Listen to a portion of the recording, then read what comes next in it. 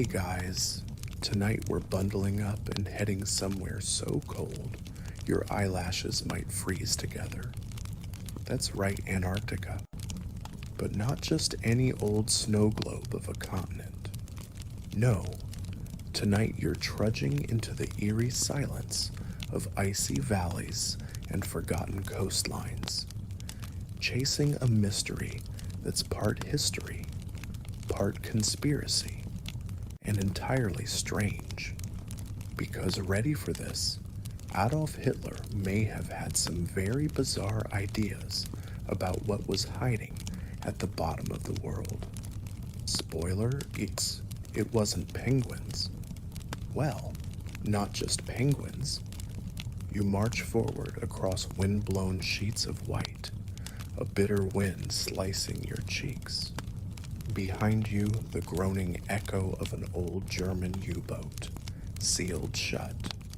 Ahead, a snowy wasteland that some believed hid alien civilizations, ancient power sources, or maybe even the last true Nazi fortress. You probably won't survive this. But let's be honest, you wouldn't want to miss it. So, before you get comfortable, take a moment to like the video and subscribe, but only if you genuinely enjoy what I do here.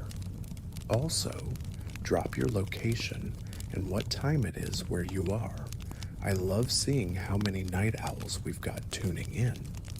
Now, dim the lights, maybe turn on a fan for that soft background hum, and let's ease into tonight's journey together. The year is 1934. You're leafing through reports in Berlin's shadowy offices, dim lights flickering above. Hitler's grip on Germany is tightening, and the Nazi imagination is running wild, while the world sees a rising dictator obsessed with military might and racial ideology. Another obsession begins to take hold in Antarctica, a vast, desolate land untouched by most and uncontested by many. To the average person, it's just a frozen waste. But to Hitler, possibly something more.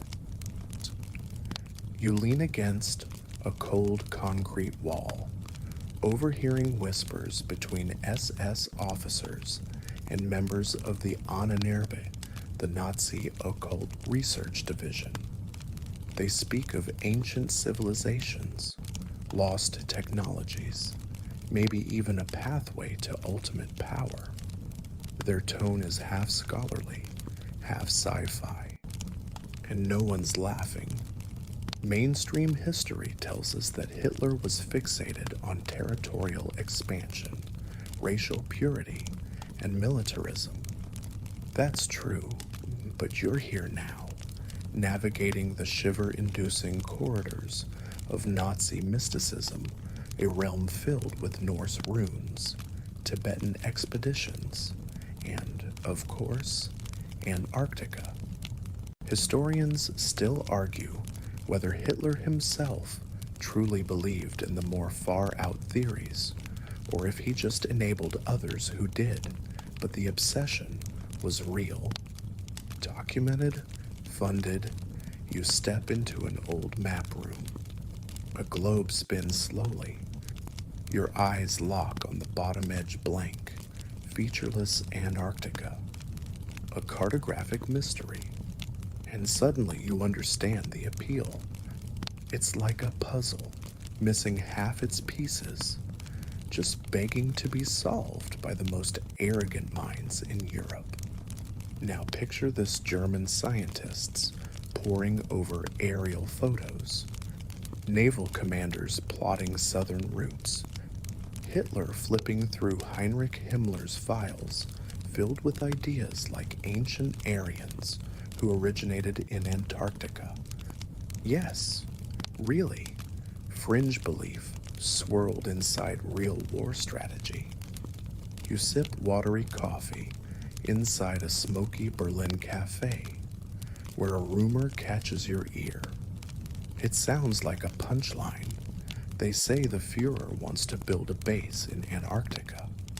But it's no joke, because that's exactly what Germany starts preparing for in the mid 1930s. A real expedition, a ship, crews, planes, equipment, all bound for the frozen unknown. Here's the quirky bit part of the obsession. Wasn't just the mythical, it was economic. You walk through an industrial corridor and hear officials muttering about whale oil. Germany needed fat, quite literally, for margarine, soap, lubricants. Norway had a monopoly on Antarctic whaling, and Hitler, he hated relying on others. If you want soap and self-sufficiency, you apparently go to Antarctica. So now you're starting to see the layers. Strategic paranoia, pseudoscience, economic need, and yes, straight-up delusion braided together into a ribbon of icy obsession. You glance down at a telegram. January 1938. A German ship called the Schwabenland is being loaded with crates, snow equipment, and Dornier seaplanes. Destination the unknown south. A territory nobody really wants except, apparently, Nazi Germany. Meanwhile, back in the Reich Chancellery, someone's chuckling about this new frontier. Let the British have their dusty colonies. One officer might say, we'll take the glaciers. But there's tension too. You walk past a crowded briefing room. Charts on the wall, cold eyes watching slides of ice shelves and crevasse fields. Some high-ranking officials worry it's madness, a drain of resources, a vanity project, but others nod, solemnly convinced there's something down there worth freezing for. You step outside. The wind carries distant organ music from a church. A moment of eerie calm. Because even as war drums beat across Europe, a side mission is quietly forming. One that doesn't target cities, but mystery. And you, poor freezing listener, are heading right toward it. The snow thickens, both literal and metaphorical. What did Hitler really believe was hiding in Antarctica? Was it just about resources and nationalism? Or did he think he'd uncover some world-altering relic, maybe even a gateway to an ancient, powerful race? Here's where things get really strange. Some Nazi ideologues believed in something called the world ice theory, a rejected scientific theory that ice comets shaped Earth and history. It was favored not because it was accurate, but because Einstein's theory of relativity was labeled Jewish science. Wild, right? So you're standing there, freezing, watching Nazi scholars debate whether glaciers hold the secrets of ancient gods, or just make great camouflage. One scientist raves about hidden caverns. Another whispers about warm pockets under the ice sheet. Enough to build a base, he mutters. You feel the chill creep into your bones. You're not just dealing with fascists. You're dealing with fascists who believe myths can be weaponized. And then there's Himmler, the Reichsfuhrer of the SS, probably the most enthusiastic of all about the occult. He bankrolls expeditions to Tibet, collects medieval relics, and fully supports the Antarctica mission.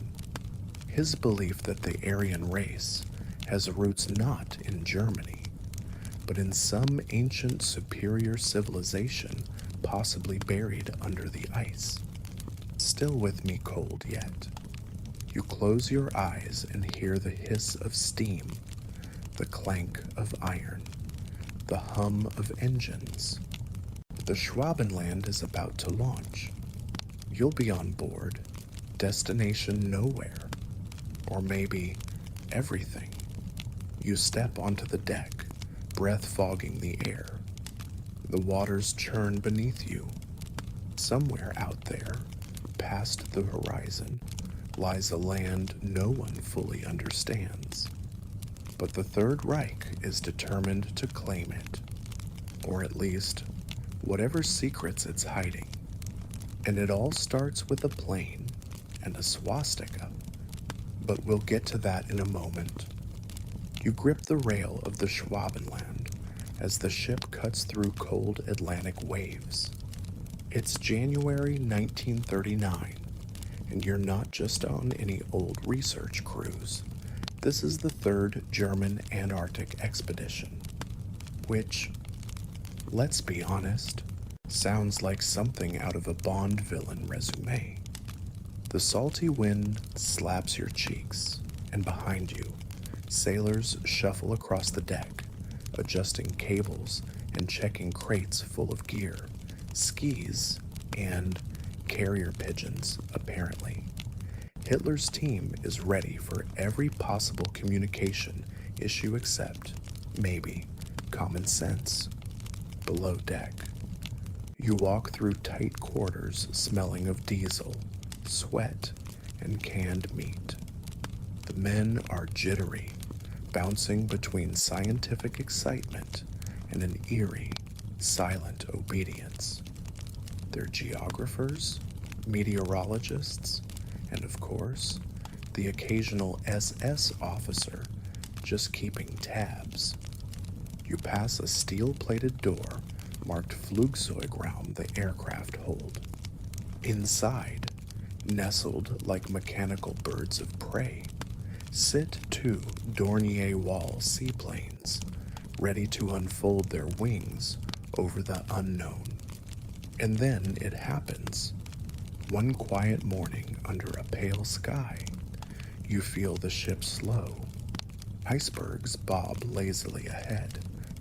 The fog lifts just enough to reveal the distant glimmer of land Queen Maud Land, claimed by Norway but contested by nobody brave or perhaps foolish enough to argue with a Nazi expedition. This, apparently, is your new destination. But Germany won't call it that. No, they've got another name in mind, Neuschwabenland. You launch into the next phase of the mission. The planes are carefully lowered into the water. Pilots climb aboard, and with the low roar of engines, they rise and vanish into the clouds. What follows is one of the strangest photo ops in human history. German aircraft flying over Antarctic ice, dropping thousands of aluminum arrows with swastikas stamped on them. Not for data collection, not for navigation, just to mark territory. Like a dog peeing on a very large, very frozen fire hydrant. It's a mix of absurdity and dread. You're standing by the launch crane, watching fluttering bits of fascist propaganda fall like snowflakes across untouched land. The official reason territorial claim. The unofficial vibe where conquering ice now deal with it. Here's your mainstream historical fact of the night the Schwabenland expedition really happened. It mapped roughly 600,000 square kilometers of Antarctica and returned with aerial photographs, meteorological data, and geographical sketches. The expedition lasted just a few weeks, but its echoes would stretch across decades of speculation. Inside the ship's command center, you peer over charts marked with jagged coastlines and curious dots labeled warm anomalies. One officer leans in and mutters, "They say there are pockets of geothermal heat down there, entire areas where the ice melts from below. He doesn't elaborate. He doesn't have to. The photos roll in. Jagged cliffs, massive crevasses, strange formations. One image looks like a dome too smooth, too circular.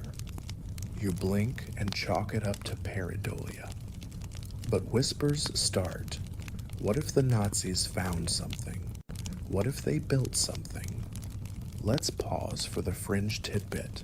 Some believe these images sparked early rumors of an underground base hidden beneath the ice shelf, powered by volcanic heat, and built for a purpose no one ever officially admitted.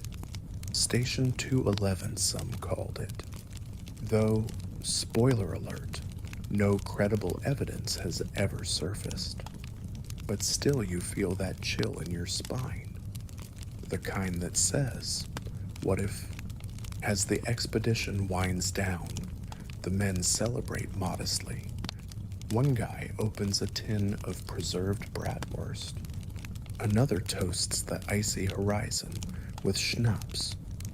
You're exhausted, frozen, and honestly just confused, because for all the planning, it seems like nothing concrete was established.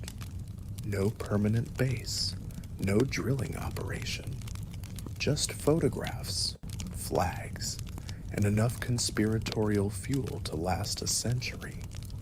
You're on the return voyage now, staring into the dark sea. The ship churns slowly homeward, engines humming like a lullaby. And that's when you hear it, a debate below deck. Two officers arguing in clipped German. One insists, we will return. Build the station, a foothold at the bottom of the world. The other scoffs, we barely survived this one. It's nonsense. The Fuhrer won't waste more resources. And that's the heart of it. Historians still argue whether Hitler seriously intended to colonize Antarctica or whether it was just a one-off flex, a feather in Germany's geopolitical cap. Some documents suggest further plans were drawn up.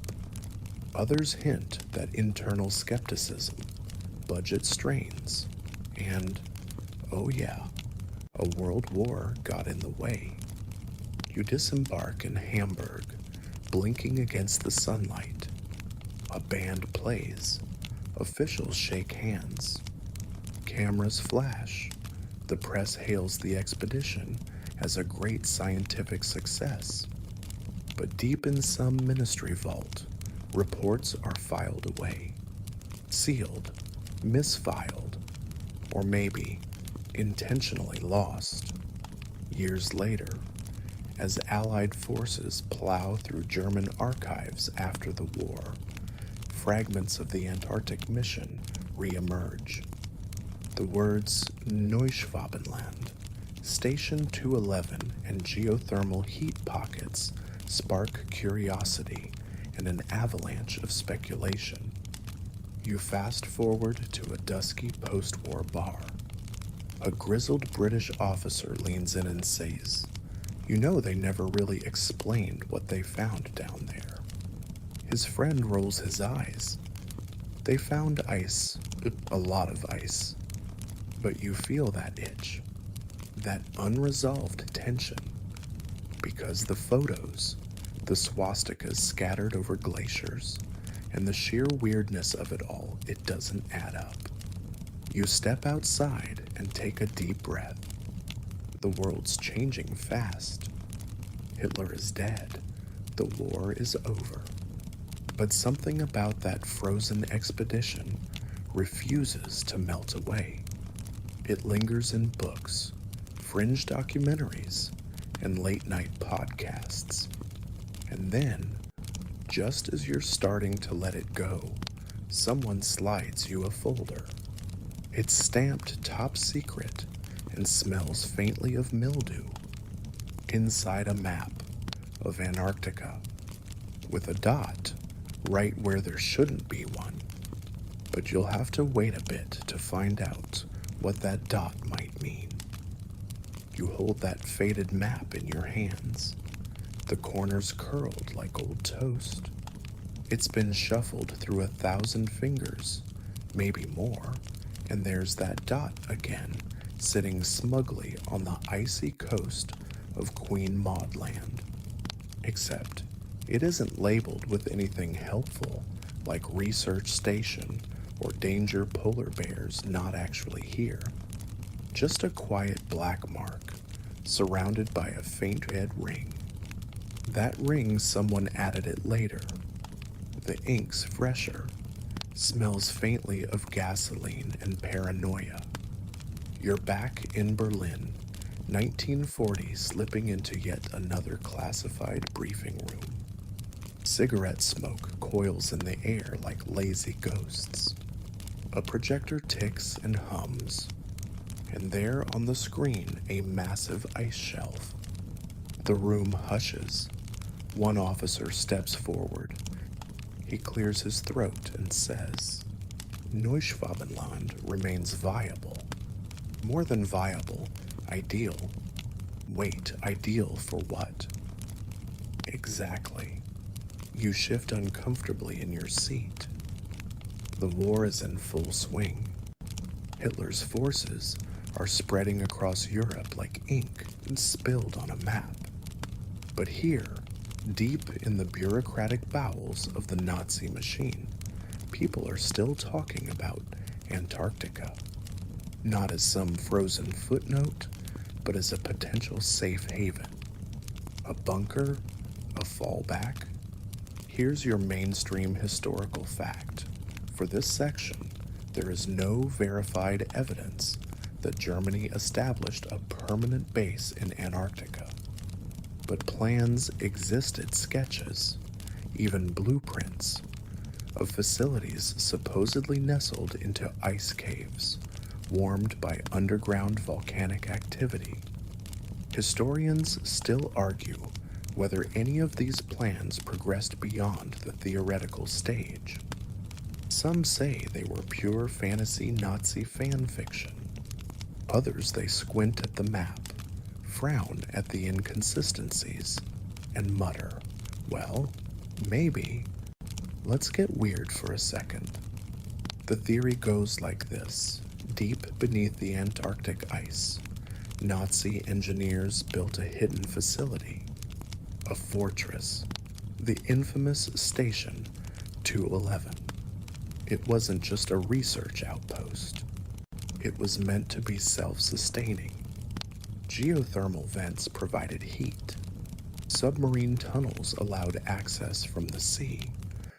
Laboratories hummed with experiments too radical or too dangerous for the mainland.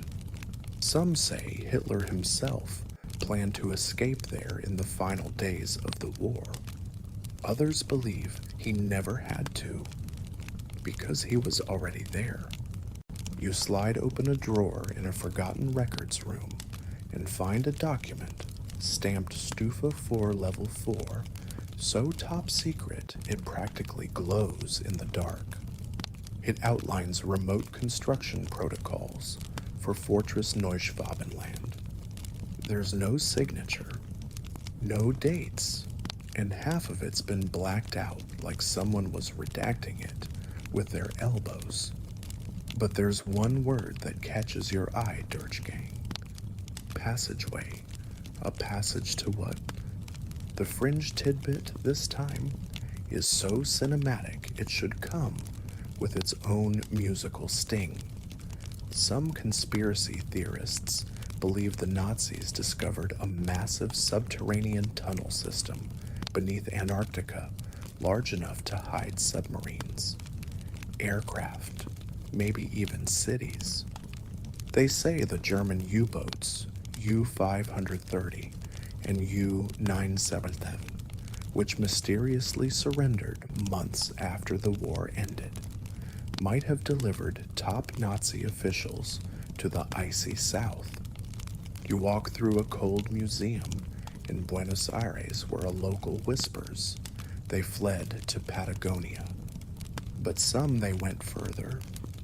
You follow his gaze to a photo of a U-boat slipping past the southern tip of South America. And here's where emotion creeps in. Imagine it, the war collapsing, Berlin burning, and somewhere, far away under the frozen sky, a handful of men build walls in silence. They weld steel in a chamber of echoing ice, miles from the nearest human voice. There's a smell of oil and desperation. One radio plays opera, another picks up only static. They don't speak of loyalty anymore, only survival. You step through that imagined base now, boots crunching over frozen gravel. The walls are sweating with condensation. Pipes rattle overhead. A generator hums somewhere in the bowels of the place. It's claustrophobic, chilling, lonely in a way that gnaws at the edges of your sanity. You don't want to be here, but you can't leave. And maybe they couldn't either. Now, back to reality, sort of. One thing that's very real, Nazi engineers were obsessed with building hidden bases. In Europe, they constructed elaborate underground bunkers like Project Ries in Poland and the Berghof Retreat in Bavaria. It's not hard to imagine that obsession stretching to other continents, especially when things started going very, very badly for them. But here's the scholarly debate twist. Some researchers believe rumors of Antarctic bunkers were deliberately encouraged by the Nazis themselves as psychological warfare. If your enemies think you've got secret tech hidden under the South Pole, they'll hesitate. They'll waste time and resources chasing ghosts. It's a theory called strategic myth-making, and the Reich was very into myth. You sip a mug of watery broth in a dimly lit hideaway where intelligence officers parse through these rumors like tarot cards. Even if it's not true, one says, the idea of it makes them nervous. That's worth something. And nervous they were. Allied command heard whispers. South American outposts reported strange signals from the southern ice. Radio static patterns no one could explain. A single phrase keeps surfacing in declassified files, unverified activity near Queen Maud Land. You lie awake at night, imagining a lone aircraft soaring above the glaciers, its markings long faded, its engines still functional. What if they stayed? What if they thrive? The smell of metal fills your nostrils. You picture forgotten halls under the ice, overgrown with frost, humming with old machinery, and just before sleep takes you. Another thought stirs if you wanted to hide something for 100 years. What better place than Antarctica? But you're not the only one thinking that, because someone is coming, and they're coming fast. But that's a story for tomorrow's sunrise. You squint into the white glare of a South Pole morning as the propellers of American bombers slice the cold air overhead. It's 1946 now, and the war is over, but the paranoia hasn't thawed one bit. You're not on a war mission anymore. Not exactly. This is Operation High Jump, officially billed as a U.S. Navy training and research expedition. Unofficially, it feels like a military flex, wrapped in a thick coat of scientific jargon. You stand aboard the USS Mount Olympus, bundled in layers that still don't stop the chill from warming down your spine. Around you, the deck buzzes with soldiers, scientists, and more than a few side eyes. People say you're here to test cold weather gear and survey the terrain. But the fleet, 13 ships, over 4,000 men, aircraft carriers, destroyers, submarines feels a little excessive for scientific curiosity. The sea crashes against the hull, and for a moment, you wonder if they're really here for ice cores or something buried beneath them. Let's ground ourselves with your mainstream historical fact. Operation High Jump really did happen, led by Rear Admiral Richard E. Byrd, one of America's most experienced polar explorers. The mission's stated goals included training personnel, testing equipment, and extending American presence in the Antarctic. But the sheer scale of the operation has long puzzled historians. You flip through mission logs and listen in on whispered theories passed around the mess hall like ghost stories. They're looking for Nazi remnants. One sailor tells you in a hushed tone. Heard they built a base down there. Disappeared with tech the world's not ready for. You raise an eyebrow. He shrugs. I'm just saying, people vanish in the snow real easy. Here comes your fringe tidbit, according to some conspiracy circles. Byrd's planes encountered more than just snowdrifts.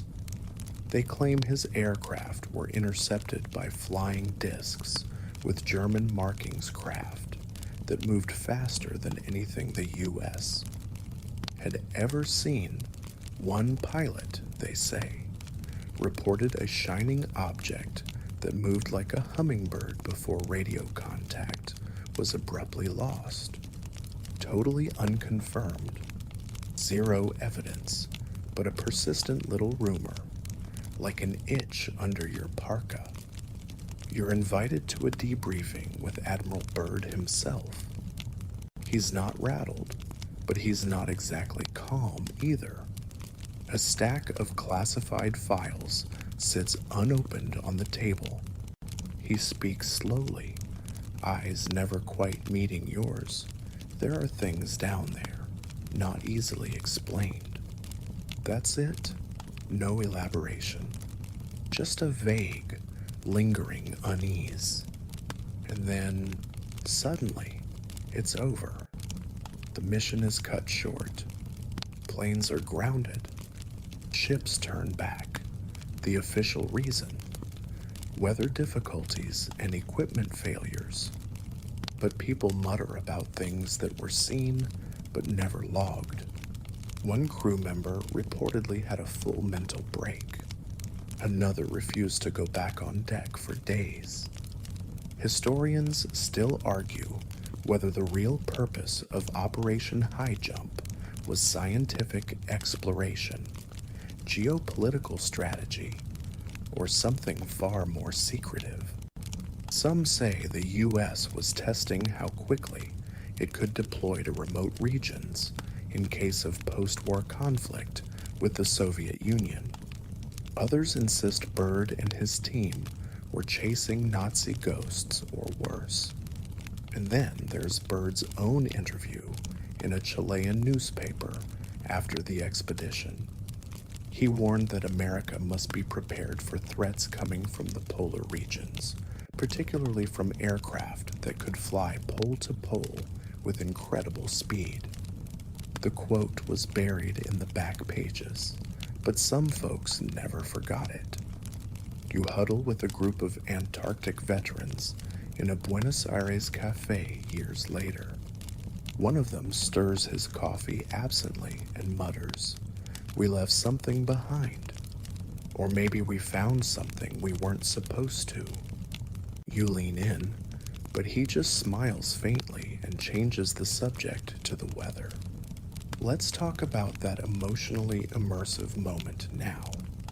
Picture it: a flight crew navigating over an endless white desert, searching for nothing and finding it. A void so total It rattles your understanding of space itself. Hours pass without seeing so much as a crack in the ice.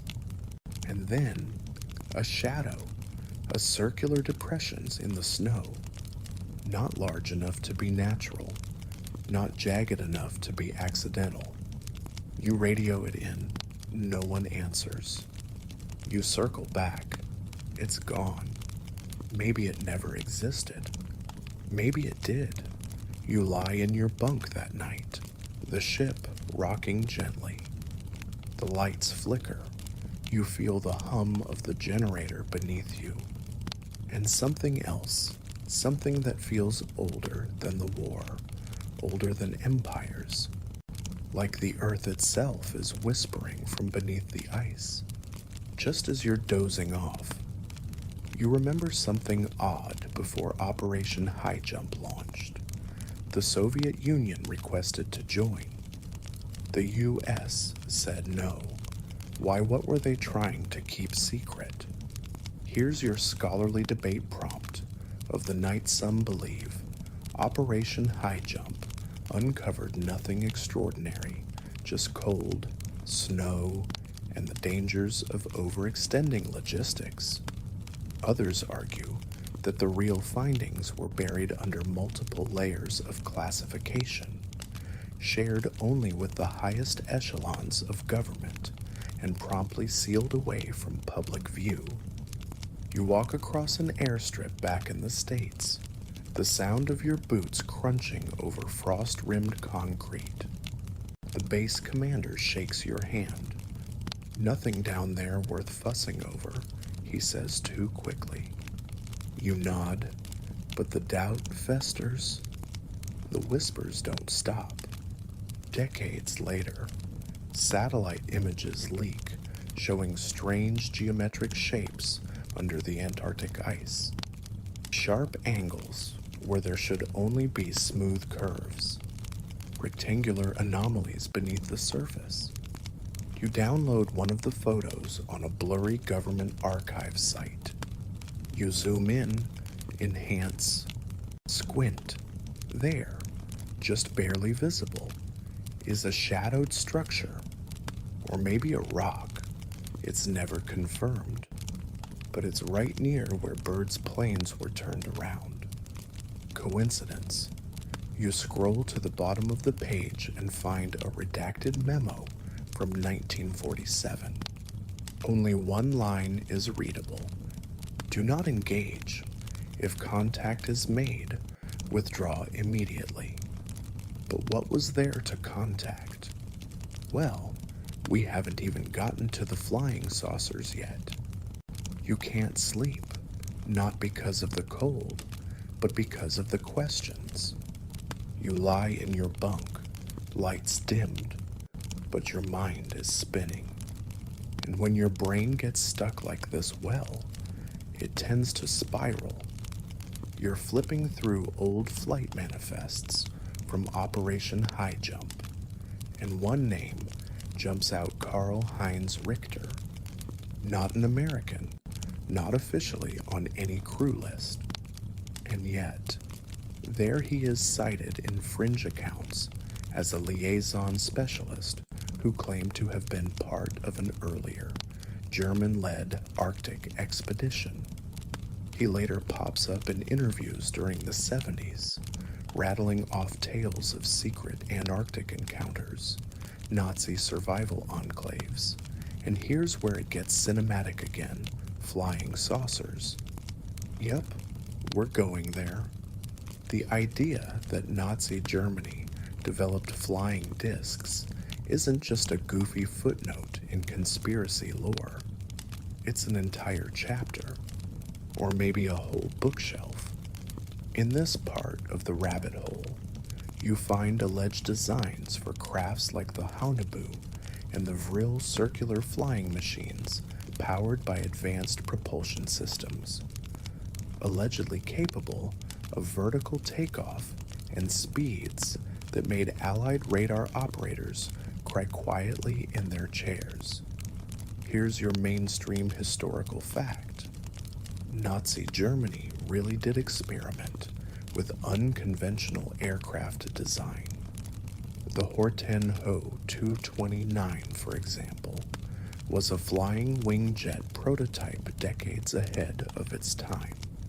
It was real, it flew, and it looked like something out of a sci-fi movie.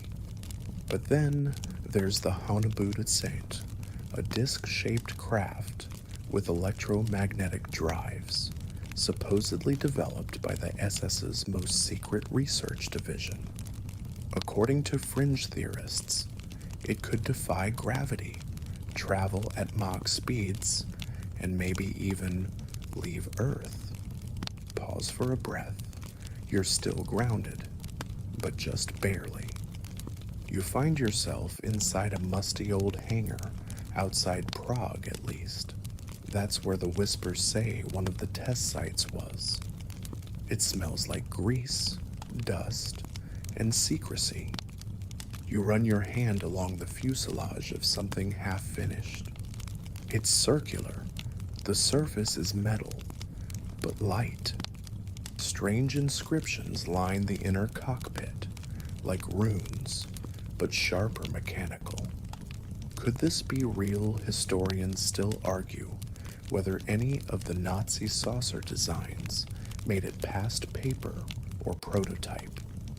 The problem is that so much documentation was either destroyed by the Nazis themselves or scooped up in the chaotic treasure hunt that followed Germany's fall.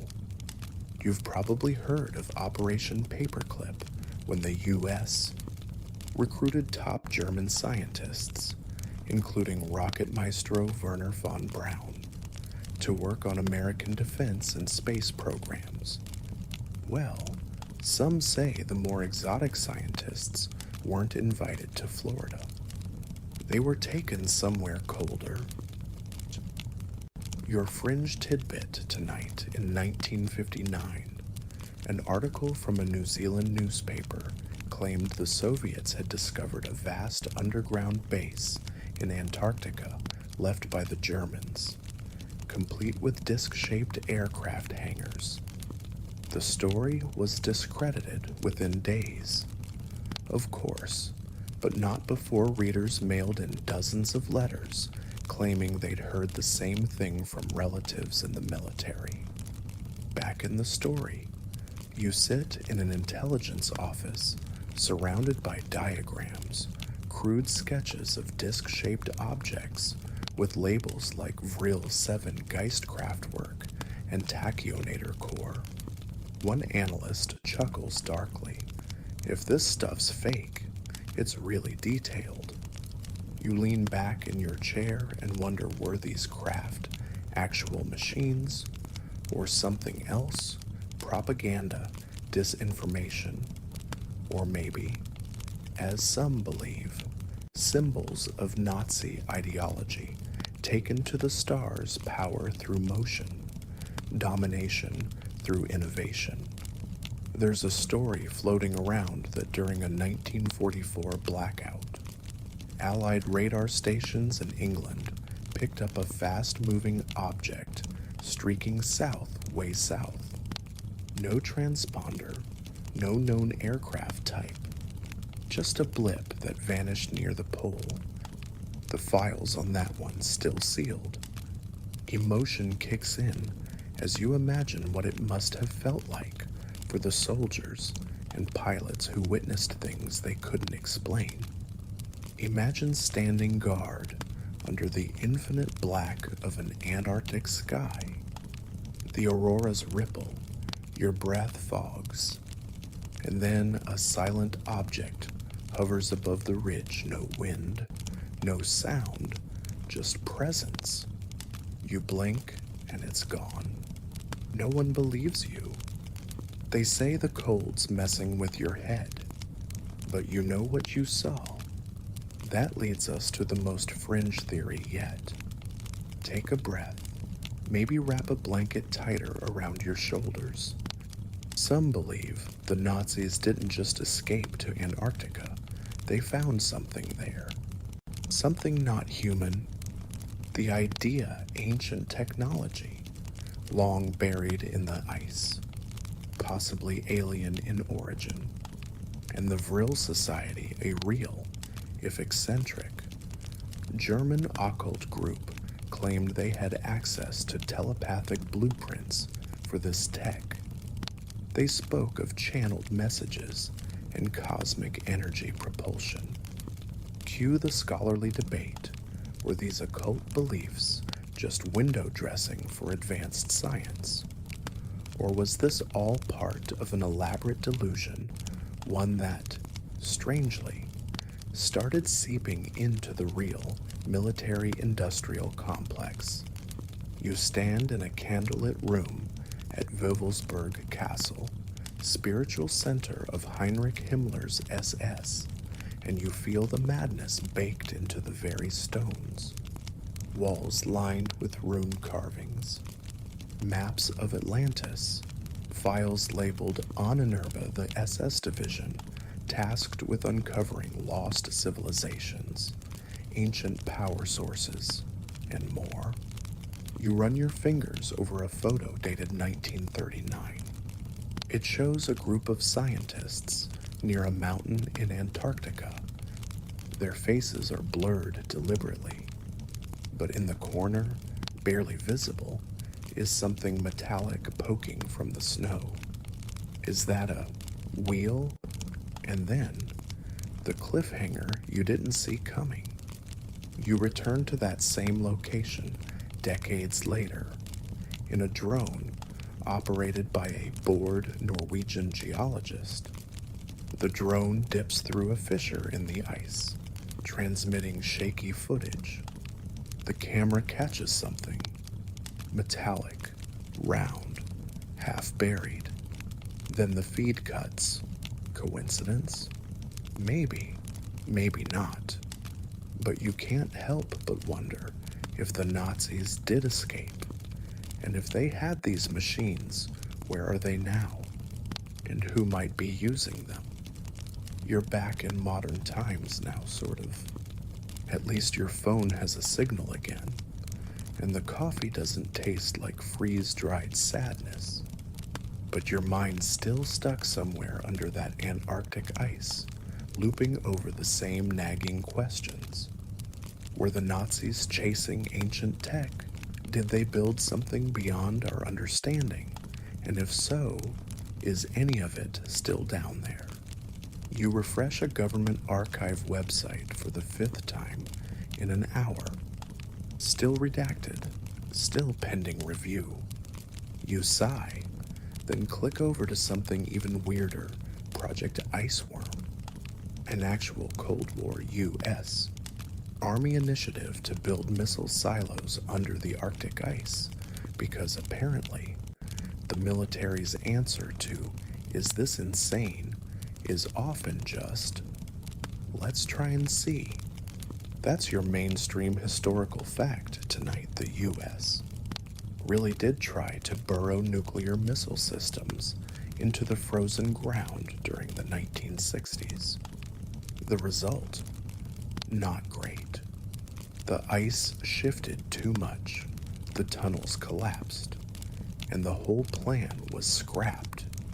But it proved something world powers were desperate to stake claims in polar regions, even if they had to get absurd about it. You stir your cocoa, glance out at the snow falling softly outside your window, and think, why here? Why so much obsession with such a brutal, remote place? Which brings us to one of the most persistent modern rumors surrounding Antarctica, that world governments are hiding something. That all the treaties, the research bases, the preservation zones, it's not just about penguins and climate data. It's about secrecy. Fringe theorists love pointing to the 1959 Antarctic Treaty. On paper, it sounds great. No military activity, no nuclear testing, no territorial claims, just science and cooperation. But read between the lines, or at least, that's what they say, and you'll find a silent agreement to keep the rest of us far, far away from whatever lies beneath the ice. Now here's your fringe tidbit. In 2016, Patriarch Kirill of the Russian Orthodox Church made an unannounced visit to Antarctica. Just popped down to bless a research station, apparently, but the secrecy around the trip, the timing, and the oddly ritualistic vibe of the whole thing, yeah, it raised eyebrows. Why is a top religious figure visiting the South Pole? Asked pretty much everyone who wasn't already deep into Reddit. Theories sprouted like frostbite blisters. Some said he was blessing a new energy find. Others whispered of ancient ruins being uncovered. A few even suggested the Russians had found something alive under the ice, and Kirill was there to perform some kind of protective rite. You snort. Ridiculous. Probably. But then your stomach drops as you recall that strange satellite photo from 2012. The one showing a perfect triangle emerging from a melt zone, sharp, geometric, too precise to be natural. It's since been written off as a nunatak, a mountain peak poking through glacial cover. But you remember zooming in on that image and feeling your scalp prickle. It didn't look like a rock. Historians still argue whether the triangle is a genuine structure or just a photographic illusion. Some say it's evidence of an ancient civilization older than Egypt, maybe even older than humanity as we know it. Others say it's a hoax, a lens distortion, a pareidolia. But you've seen the full resolution scan, and let's just say rocks don't cast shadows like that. Now you're deep in the weird stuff. You're reading up on a declassified U.S. Navy operation called Deep Freeze, which ran in tandem with the International Geophysical Year of 1957-58. Sure, it was all scientific cooperation, but the sheer amount of military logistics involved suspicious. Some believe Deep Freeze wasn't just about mapping glaciers. It was reconnaissance, surveillance, maybe even containment. Emotionally, you start to feel that subtle dread, that quiet sense of, I shouldn't be looking at this. Like you're standing on a cliff edge, staring down into darkness that might stare back. One blog you stumble across, clearly written by someone who's either a genius or has not slept since 1999, talks about the Piri Race map, a 16th century Ottoman naval chart. Here's the kicker: the map appears to depict Antarctica without its ice cover, centuries before modern science confirmed what lies beneath. Scholarly debate still swirls around this one. Some argue it's just a misinterpretation of the coastline of South America. Others claim it's evidence that someone, possibly an advanced ancient civilization, mapped Antarctica long before humans were supposed to know it existed. The map was drawn using even older source charts, so the mystery only deepens. You imagine holding that brittle parchment in your gloved hands, the crackle of centuries echoing in your ears. You trace a line drawn in faded ink and feel like you're touching a ghost. Your fingers tremble. We move now to a strange convergence of oddities. Antarctica has hosted a lineup of powerful, wealthy, and secretive visitors over the years. Buzz Aldrin, of moon landing fame, took a sudden trip there in 2016. He was evacuated with health issues shortly after. But before that, he tweeted something chilling: "We are all in danger." It is evil itself. The tweet vanished hours later. Coincidence, keyboard slip? Or did he see something he wasn't supposed to? You feel the emotional chill again. That same feeling soldiers might have had in the trenches when the sky went quiet before a bombing raid. That weightless, breathless hush that says something is coming. You dig into reports from polar researchers about no-fly zones over certain areas, magnetic anomalies, GPS systems shorting out, equipment failing for no reason. A Chilean pilot once reported lights in formation over an uninhabited zone of Queen Maud Land. He was debriefed. The footage never surfaced. And here's the strangest part: multiple world governments are now investing billions into Antarctic infrastructure new research bases, under ice drilling projects, even long-range sensors. Why now? Theories. My friend, theories by the thermos full. Some say it's because something is waking up. Others say they're preparing a vault. Or maybe they're watching the stars not above us, but below.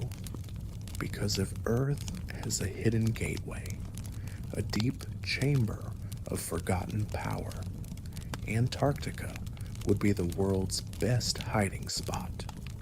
You shut your laptop. Your tea's gone cold. You step outside for air. The sky is ink black. You stare up, waiting for something to blink back. Then you hear a sound, a low, pulsing hum like metal singing under pressure.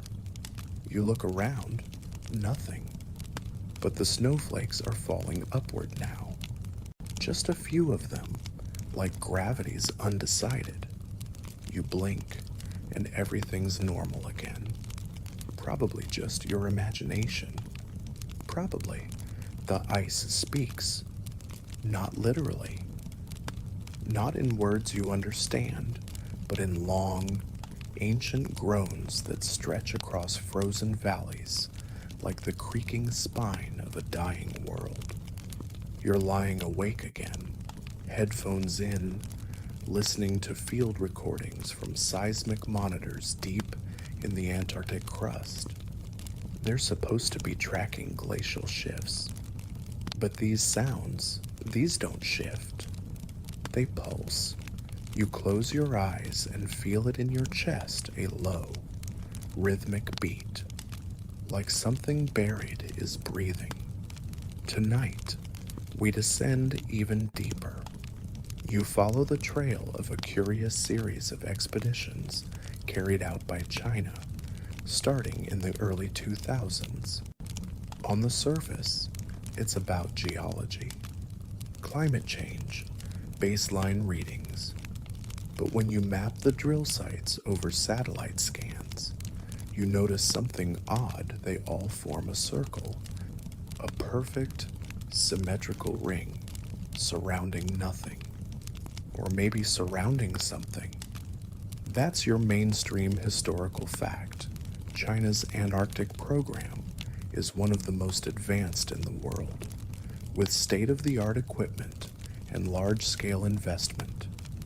Their base, Kunlun Station, sits atop Doma, Antarctica's highest ice feature. It's a prime location for astronomy because the air is so clear and dry. But some say they're not looking up through telescopes, they're looking down. One anonymous whistleblower posted that a borehole at Dome A pierced an artificial structure just before communications were cut. Naturally, no confirmation ever came, but the thread was removed, the account deleted, and the IP scrubbed. Nothing raises eyebrows faster than a silence that's too clean. You grip your chair as the fringe theory du jour slides into view, a subterranean complex beneath the ice. Some call it Station 211. Others call it New Schwabenland's heart. The story: the Nazis found ancient ruins, settled over them, and eventually merged what was left of their tech with what they uncovered. The claim gets wilder. The ruins weren't abandoned. They were hibernating. Historians still argue whether Station 211 ever existed at all. Official German logs say the area was scouted, but there's no record of construction. Still, the myth won't die. Maybe because too many post-war expeditions, including several with vague or missing logs, keep referencing that same region. You find yourself in the cockpit of a 1950s Lockheed Constellation. It's late. You're flying over Queen Maud Land. The instruments jitter. The compass spins. There's a sudden jolt like you pass through an invisible curtain. Outside, the sky isn't black. It's blue, daylight, but the sun's not there. Just a dome of light. You land on a plateau. Snow crunches underfoot. The air is unnaturally still. Ahead, a smooth wall of stone juts from the earth, ice melting around it. It's warm to the touch. You press your hand to it and feel it vibrate. It's that moment right there, that surreal emotional shiver that keeps you hooked. The sense that you're close to something not just big, but wrong. Not evil, not alien, just other. Your fringe tidbit tonight comes from Admiral Richard Byrd's diary, or at least the one that's never been verified. Supposedly written during a 1947 flight over Antarctica. The document reads more like a sci-fi novel than a military report. It describes being intercepted mid-air by disc-shaped craft, pulled gently down into a lush, temperate valley hidden beyond the ice.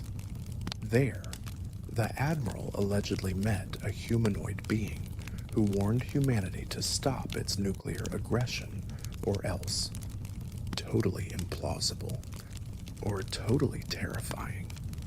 Even if fake, the diary's influence is massive.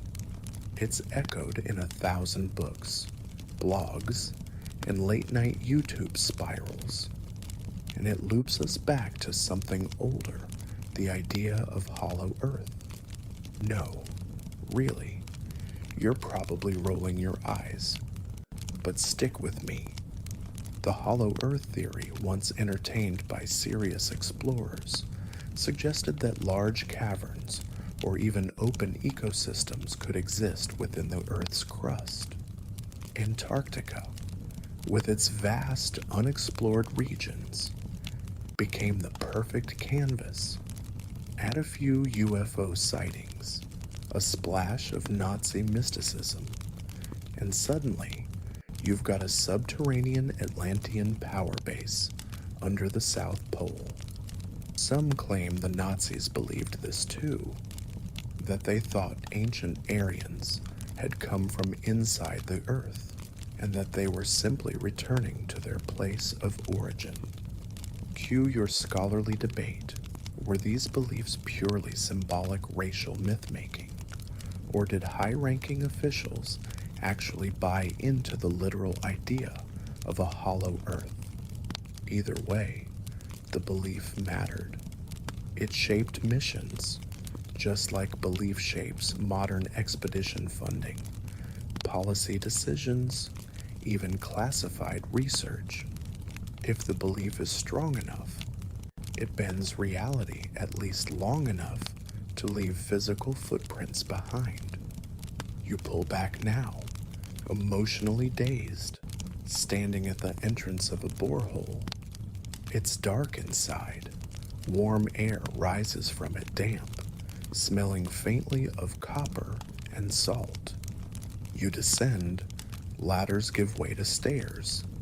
Stone gives way to metal. The walls thrum. You pass a chamber, half flooded, where an object hovers silently above a crystalline pedestal. It's mechanical, but not like any machine you've seen. No seams, no screws, just form, perfect and indifferent. Your breath fogs the air. You whisper something, but your voice doesn't echo. This place eats sound. And then you hear footsteps that aren't yours. You don't turn around. There's a theory utterly unsupported.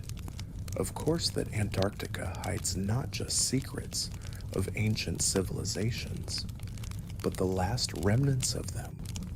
The idea goes the ice came suddenly, violently. Some survived by going underground.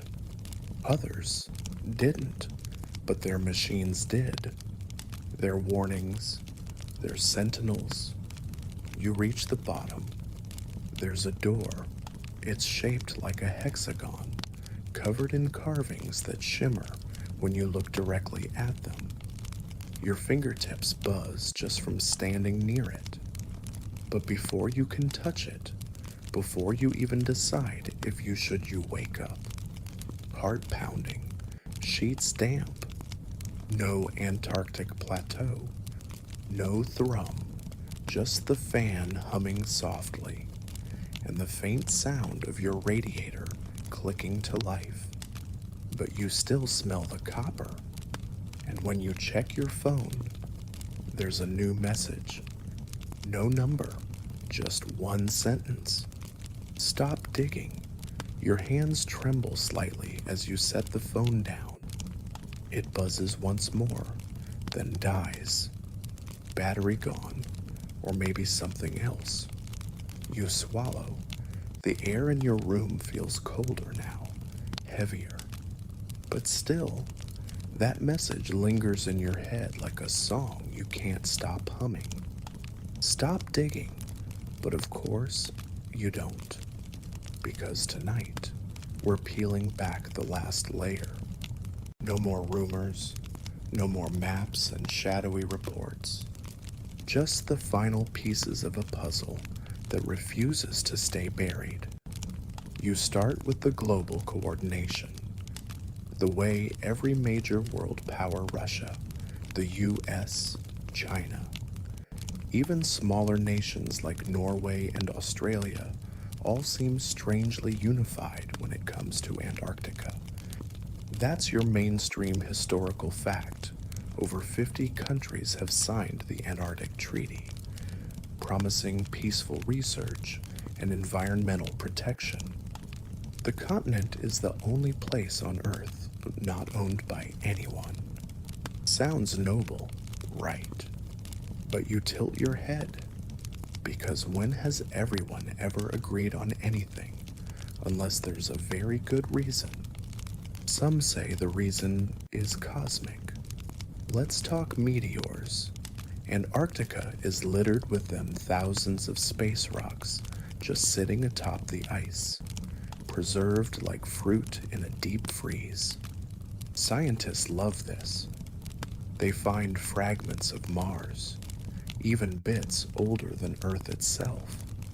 But here's your fringe tidbit. In 2004, a Japanese expedition reportedly found a perfectly smooth metallic sphere buried 40 meters deep, surrounded by fossilized microbial colonies and something resembling carbon nanotubes. The story was hushed. The researchers transferred. No photos ever surfaced. But the whispers, they never stopped. And then came 2018. A research drone from a private Swedish team crashed near the Pensacola Mountains. The footage, released briefly before vanishing, showed what looked like a massive circular depression in the ice, nearly 2 kilometers wide. No known impact crater lines up. It's as if something large lifted off.